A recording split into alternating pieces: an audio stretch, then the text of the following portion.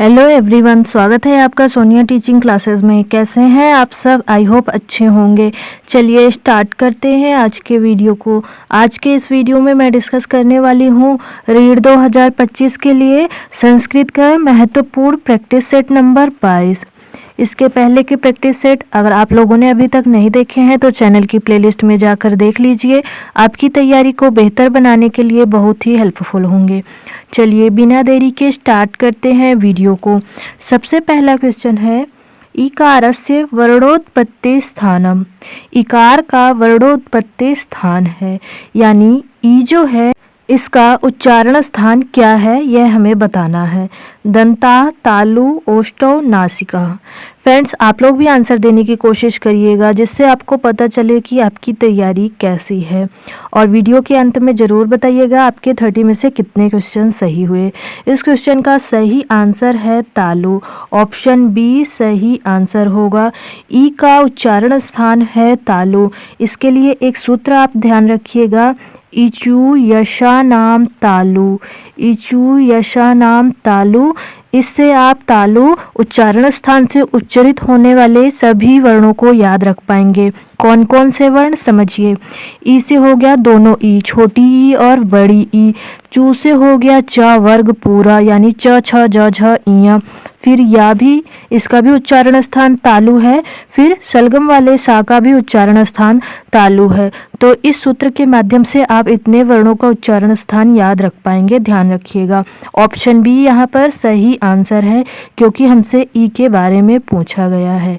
अगला क्वेश्चन देखिए, व्यंजनयाः अथवा व्यंजनानां संयोगेन किम अक्षरम भवति। दो अथवा दो से अधिक व्यंजनों के संयोग से कौन सा अक्षर होता है। संयुक्ताक्षरम, अनुनासिका। अनुनासिका 2 बार हो गया है। आयोगवाह। बताइए, दो या दो से अधिक व्यंजन के संयोग से कौन सा अक्षर होता है। तो कौन सा अक्षर होता है? संयुक्ताक्षर होता है। ऑप्शन ए सही आंसर है। संयुक्ताक्षर हैं कितने? 3 हैं। कौन कौन से हैं? छ है, छ है, त्र है और ज्ञा है। अब ये किन व्यंजन से मिलकर बने हैं इन्हें भी ध्यान रखिए क्योंकि कभी कभी पूछा जाता है। तो छा जो है यह का से और शा, षटकोण वाले शा से मिलकर बना है छा, ध्यान रखिएगा। और त्रा जो है ये ता से और रा से मिलकर बना है त्रा, ध्यान रखिएगा। ज्ञा जो है यह जा से और इया से मिलकर बना है ज्ञा। तो सभी को ध्यान रखिएगा क्योंकि यह भी पूछा जाता है कि कौन किससे मिलकर बना है, कौन सा संयुक्ताक्षर है, कौन सा नहीं है। इस तरह से क्वेश्चन बनते हैं। सभी पॉइंट्स ध्यान रखिएगा, इम्पॉर्टेंट है। ऑप्शन ए यहाँ पर सही आंसर है। अगला क्वेश्चन देखिए, पराः सन्निकर्षः रिक्त स्थान, संहिता लोपः इत पदम। यानी हमें यह सूत्र पूरा करना है। बताइए यहाँ पर क्या होगा। तो यहाँ पर होगा संहिता। परा सन्निकर्षः संहिता। ऑप्शन ए सही आंसर है।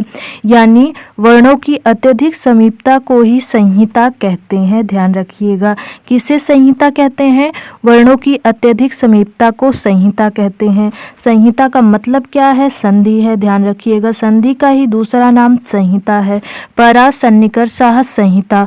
वर्णों की अत्यधिक समीपता को संहिता या संधि कहते हैं। ऑप्शन ए सही है। अगला क्वेश्चन देखिए, समाहारः रिक्त स्थान। यहाँ पर भी हमें यह सूत्र पूरा करना है। अनुदात्तः, उदात्तः, स्वरितः या अनुनासिकः। बताइए यहाँ पर क्या है? समाहारः स्वरितः होगा। ऑप्शन सी सही आंसर है। यह जो है उच्चारण के अनुसार स्वरों के 3 भेद हैं। ध्यान रखिएगा, यहाँ पर बताया गया है अनुदात, उदात, स्वरित। यह 3 भेद जो हैं उच्चारण के अनुसार स्वरों के हैं। ध्यान रखिएगा, उच्चारण के अनुसार स्वरों के, उच्चारण के अनुसार स्वरों के 3 भेद हैं। कौन कौन से? उदात, अनुदात और स्वरित। ये तीनों हैं उच्चारण के अनुसार स्वरों के भेद। ध्यान रखिएगा, अनुदात, उदात, स्वरित। तो समाहार स्वरित यह पूरा सूत्र होता है। उदात के लिए क्या होता है? उच्चैर उदात्तः। क्या होता है? उच्चैर उदात्तः। ध्यान रखिएगा। अनुदात्त के लिए क्या होता है, नीचैर नुदात्तः। क्या होता है, नीचैर नुदात्तः। ध्यान रखिएगा सभी को, आपसे इसी तरह क्वेश्चन पूछे जाते हैं कि अनुदात्त कैसे पूरा होगा यह सूत्र, तो कैसे, नीचैर अनुदात्तः से पूरा होगा। उदात्त कैसे पूरा होगा, उचैर उदात्तः से पूरा होगा। समाहार कैसे पूरा होगा, समाहार स्वरितः। तो इस तरह ध्यान रखिएगा, उच्चारण के अनुसार ये स्वर के 3 भेद हैं जो यहाँ पर बताए गए हैं। अनुनासिक कुछ नहीं है, ये तीनों स्वर के भेद हैं। ऑप्शन सी यहाँ पर सही आंसर है। अगला क्वेश्चन देखिए, मातृ शब्दस्य सप्तमी एक वचन किम। मातृ शब्द का सप्तमी एक वचन कौन सा है, मातरि है, मातायाम है, मातृयाम है, मातयाम है। बताइए मातृ शब्द का सप्तमी एक वचन कौन सा है, तो कौन सा है, ऑप्शन ए है। मातरि जो है यह सप्तमी एक वचन में बनता है मातृ शब्द के। मातरि बनता है, मातरि सप्तमी एक वचन में बनेगा, सप्तमी द्विवचन में क्या बनेगा, मात्रोह बनेगा, मात्रोह बनेगा। और सप्तमी बहुवचन में क्या बनेगा, मातृषु बनेगा, मातृषु बनेगा। तो ध्यान रखिएगा ऑप्शन ए सही आंसर है। अगला क्वेश्चन देखिए, अस्मि इत्यस्य बहुवचनम किम। अस्मि इसका बहुवचन क्या है, स्था, स्ता, स्मा, सन्ति। बताइए अस्मि इसका बहुवचन क्या है, तो इसका बहुवचन है स्माह। ऑप्शन सी सही आंसर है। ध्यान रखिएगा यह अस धातु का रूप है, अस धातु का रूप है लट लकार का, लट लकार का रूप है। ध्यान रखिएगा लट लकार के उत्तम पुरुष का रूप यहाँ पर पूछा गया है। अस धातु का अर्थ क्या होता है, होना होता है। अस का मतलब है होना, ध्यान रखिएगा। तो लट लकार का उत्तम पुरुष का रूप यहाँ पूछा गया है, यानी उत्तम पुरुष के बहुवचन में क्या होगा, तो स्मा होगा।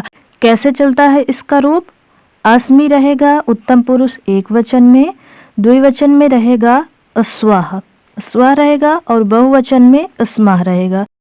तो यहाँ पर स्मा ही पूछा गया है। ऑप्शन सी सही आंसर है। ध्यान रखिएगा। अगला क्वेश्चन देखिए, मक्षिकाणाम अभावा इते विग्रह कृत समस्त पदम किम।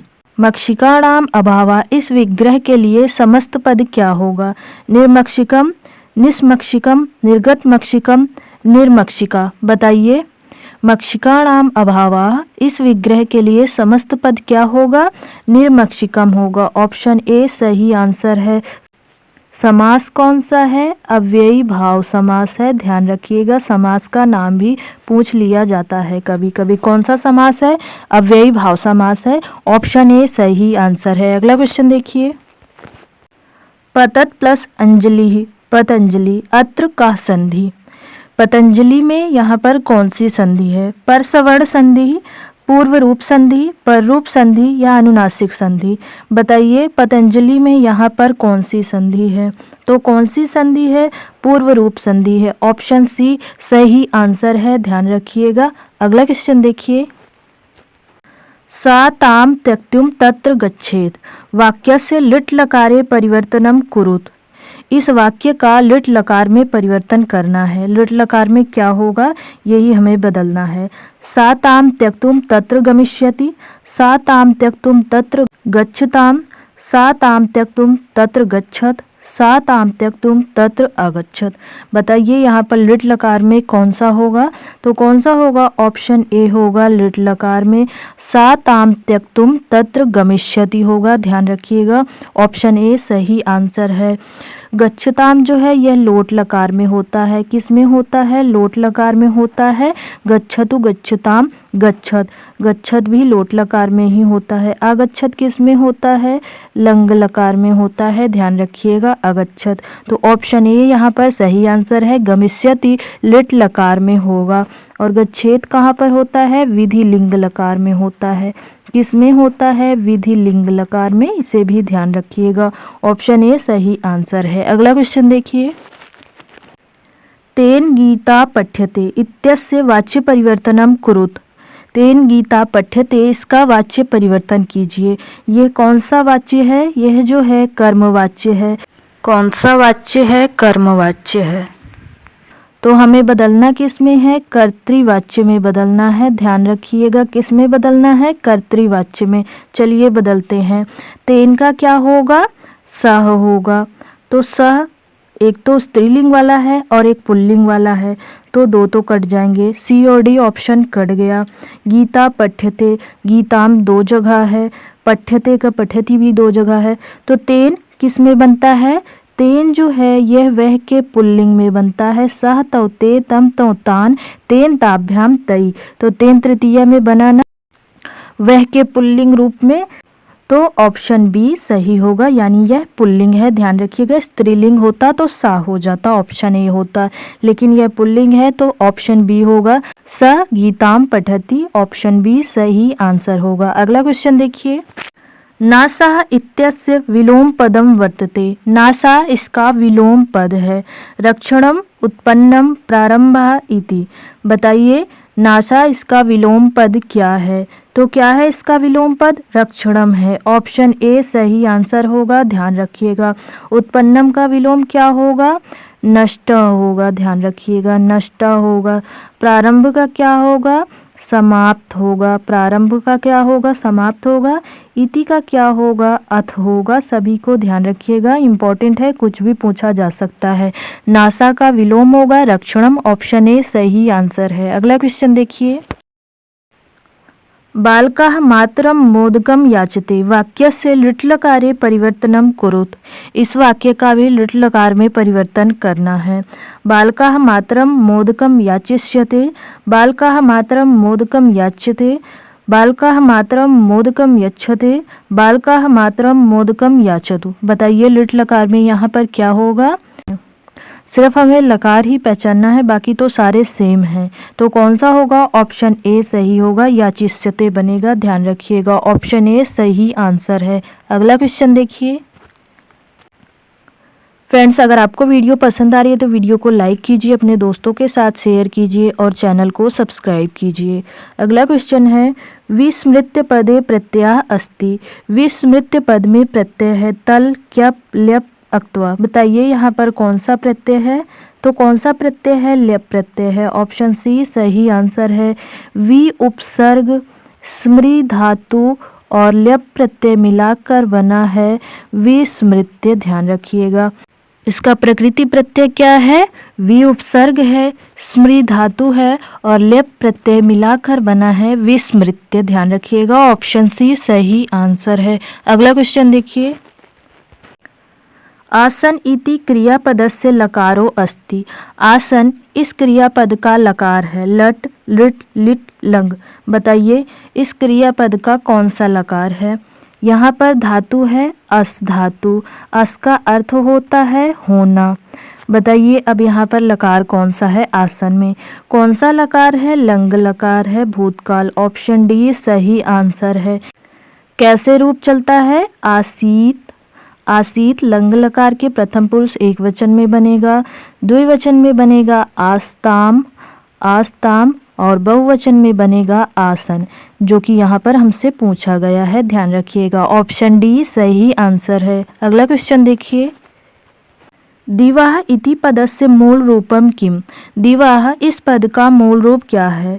दुवि द्यु दवाह द्वा, बताइए दिवाह इस पद का मूल रूप क्या है? तो द्यु है, ऑप्शन बी सही आंसर है। इसका अर्थ क्या होता है? आकाश होता है और कहीं कहीं पर स्वर्ग के लिए भी प्रयोग किया जाता है। ध्यान रखिएगा। और ये जो दीवा, ये रूप कहाँ पर बनता है? पंचमी एक वचन में बनता है और षष्ठी एक वचन में बनता है, इसे भी ध्यान रखिएगा। यानी द्यु शब्द के पंचमी और षष्ठी एक वचन में दिवाह रूप बनता है, ऑप्शन बी सही आंसर है। द्यु का अर्थ है आकाश या स्वर्ग, यह स्त्रीलिंग शब्द है, यह भी ध्यान रखिएगा। कौन सा शब्द है? स्त्रीलिंग शब्द है, कभी कभी लिंग भी पूछ लिया जाता है, ऑप्शन बी सही आंसर है। अगला क्वेश्चन देखिए। वेद पुरुषस्य विविध अव्ययानां वेदांगत्वेन वर्णेन समुचितम अस्ति, वेद पुरुष के विविध वेदांग के अव्यय वर्णित हैं, तो इनमें से समुचित कौन सा है, यह हमें चुनना है। छंद का होगा हस्त, निरुक्त का होगा चक्षु, शिक्षा का होगा घ्राण, कल्प का होगा श्रोत। बताइए कौन सा यहाँ पर समुचित है यानी सही है? तो कौन सा है? सी वाला सही है। शिक्षा का घ्राण होता है यानी नासिका होता है, ध्यान रखिएगा। कल्प का क्या होता है? हस्त होता है कल्प का हस्त होता है। श्रोत यानी कान का क्या होता है? निरुक्त होता है। और चक्षु का क्या होता है? ज्योतिष होता है। चक्षु यानी नेत्र का ज्योतिष होता है। और छंद का क्या होता है? पाद यानी पैर होता है, ध्यान रखिएगा।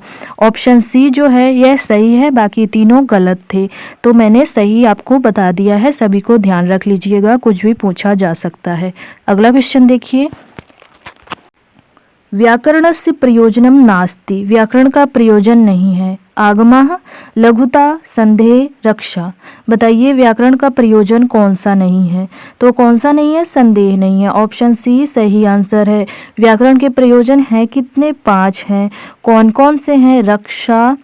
रक्षा, ऊह, आगम, लघु या लघुता रहता है, और असंदेह। इसका क्रम भी ध्यान रखिएगा, जैसे मैंने लिखा है इसी तरह रहता है, कभी कभी क्रम भी पूछ लिया जाता है। रक्षा, आगम, लघु, असंदेह, ये 5 व्याकरण के प्रयोजन हैं। ऑप्शन सी सही आंसर है, जो कि नहीं है, यहाँ पर हमसे पूछा गया है। अगला क्वेश्चन देखिए। व्याकरणस्य द्वितीय प्रवक्ता मन्यते, व्याकरण के द्वितीय प्रवक्ता माने जाते हैं। बृहस्पति, ब्रह्मा, कात्यायन, पतंजलि। बताइए व्याकरण के द्वितीय प्रवक्ता कौन माने जाते हैं? तो बृहस्पति व्याकरण के द्वितीय प्रवक्ता माने जाते हैं। ऑप्शन ए सही आंसर है। ब्रह्मा जी को प्रथम प्रवक्ता माना जाता है। इसे भी ध्यान रखिएगा। द्वितीय प्रवक्ता कौन है? बृहस्पति। ऑप्शन ए सही होगा। अगला क्वेश्चन देखिए।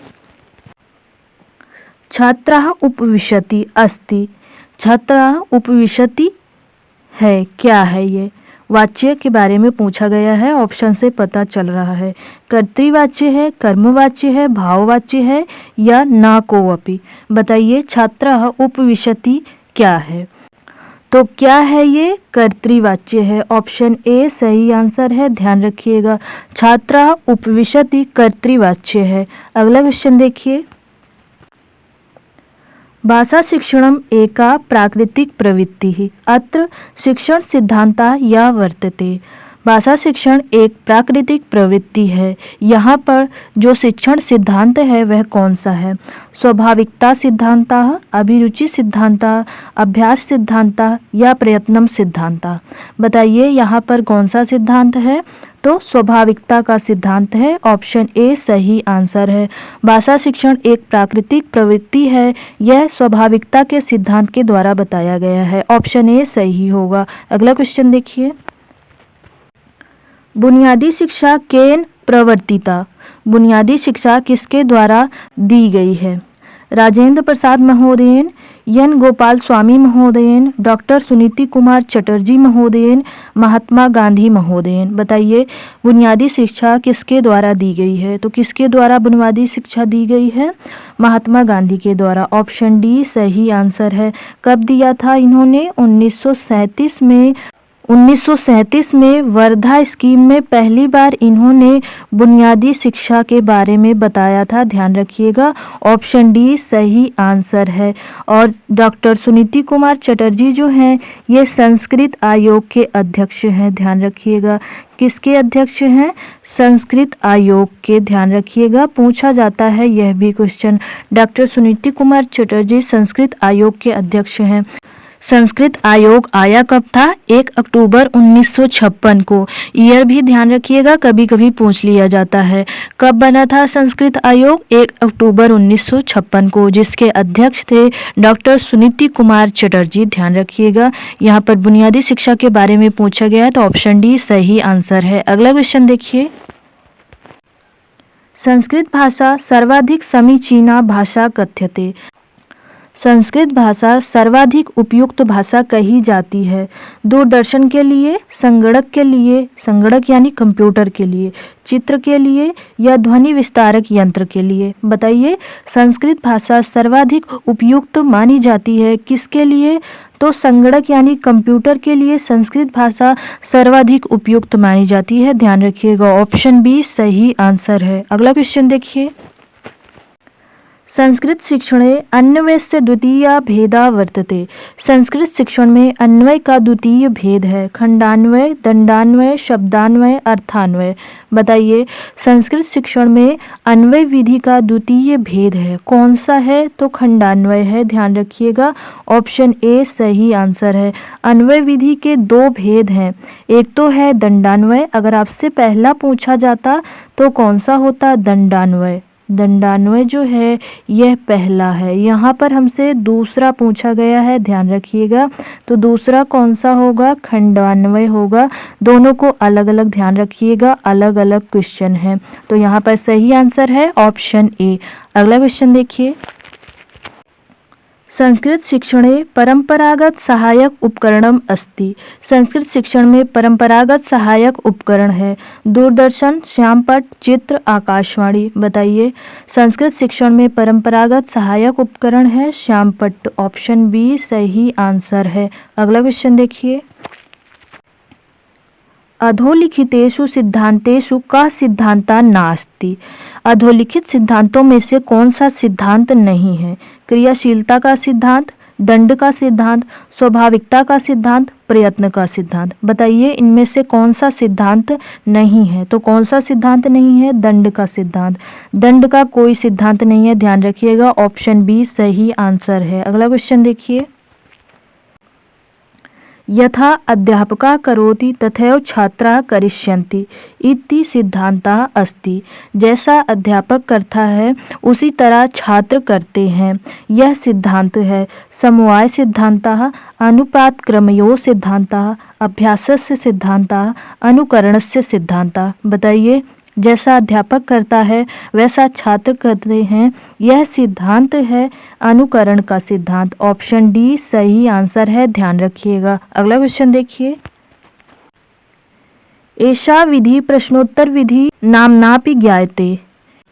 इनमें से कौन सी विधि प्रश्नोत्तर विधि के नाम से भी जानी जाती है? तुलना विधि, पाठ्यपुस्तक विधि, खंडान्वय विधि, व्यास विधि। बताइए, इनमें से कौन सी विधि है जो प्रश्नोत्तर विधि के नाम से भी जानी जाती है? तो कौन सी है? खंडान्वय विधि है। ऑप्शन सी सही आंसर है, ध्यान रखिएगा। अगला क्वेश्चन देखिए।